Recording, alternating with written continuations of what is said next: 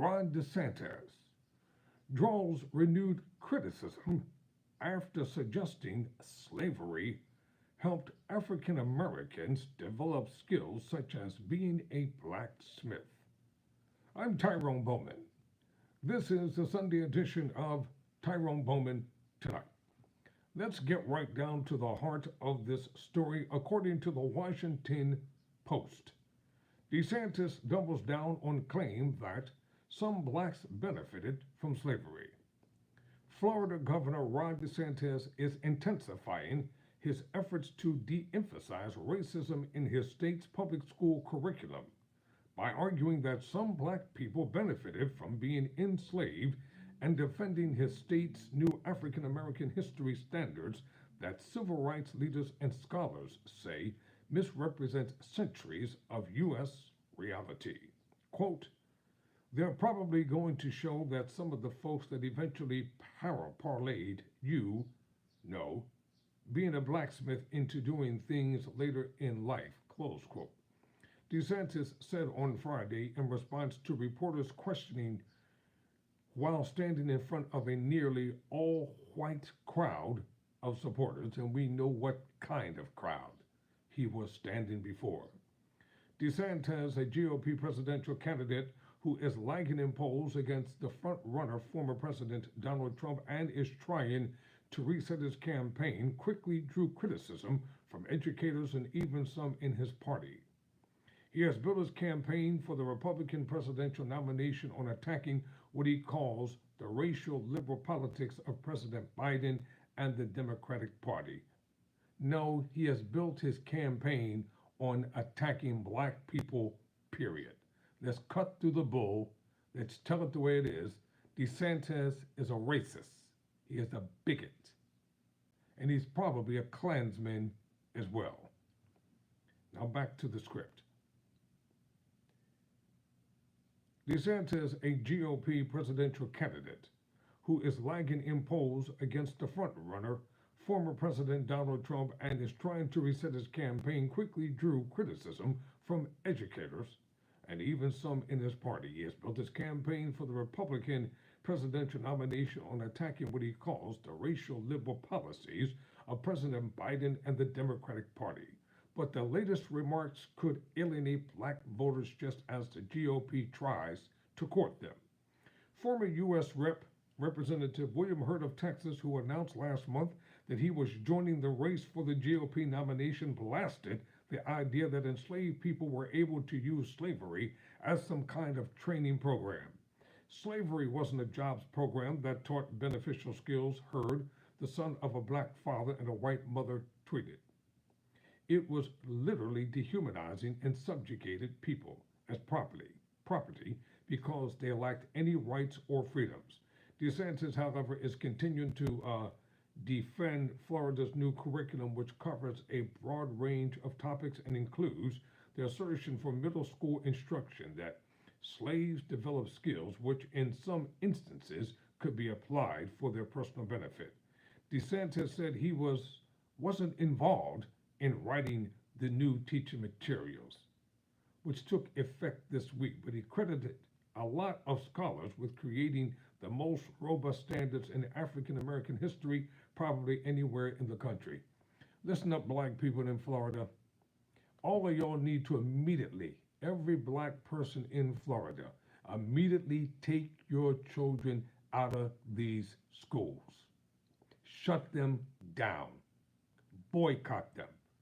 Don't sit back and let this man and his racist cronies try to alienate you. And don't allow them to try to revise the historical, accurate account of slavery and its damnable things that happened to our people, our ancestors in this nation. Why are you all just sitting back saying nothing? You should have never allowed him to become governor in the first place. And there may be some well-intended, good-hearted, natured men and women who deserve to be president of the United States of America, but he ain't one of them. As Biden's running mate, Vice President Harris has stepped up her attack attack dog role, and on Friday traveled to Jacksonville to assail DeSantis' policies in his home state.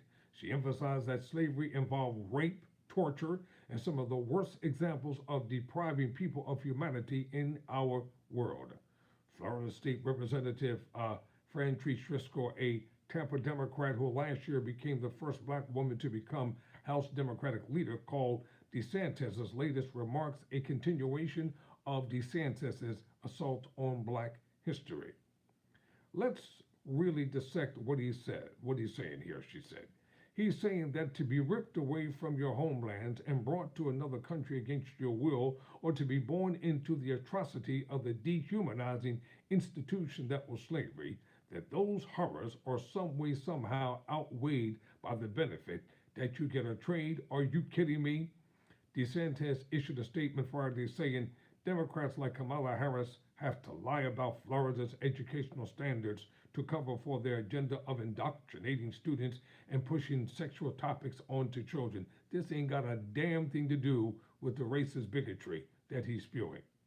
His campaign did not respond to an email on Saturday requesting comment. Some of the right defended DeSantis, including Fox News host Jesse Waters.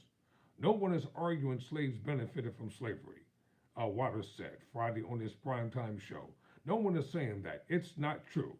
They are teaching how during slavery in some instances that can be applied for their own personal benefit. Biden campaign co-chairman Cedric L. Richmond attacked DeSantis' defense of the new Florida curriculum as disgusting. He added in a statement on Saturday that it was a symptom of the extremism that's infected the Republican candidates running for president. There's no debate over slavery. It was utterly evil with zero redeeming qualities. Marvin Dunn, a professor emeritus at Florida International University and author of A History of Florida Through Black Eyes, said DeSantis would gain no political advantage from his argument because it is so outrageous that people are going to reject it. No, those who think like him and act like him will support him. These children know in their hearts and in their minds that slavery was evil, he said. One of the main things about slavery, beyond the physical damage that it did to people of so many generations, was that it prevented people from becoming what they could have become, he said. So what if you become a carpenter or a blacksmith or a good maid? Your chances of that were not determined by you. It was determined by somebody else.